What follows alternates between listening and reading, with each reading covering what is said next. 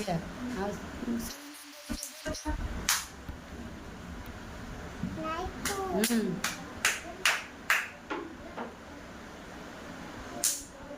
બોલ ફટાફટ.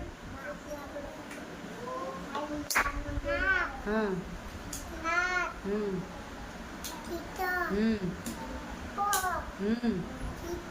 ખંભો.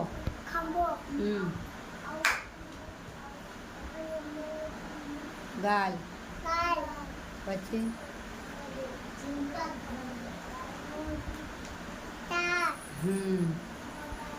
સરસ.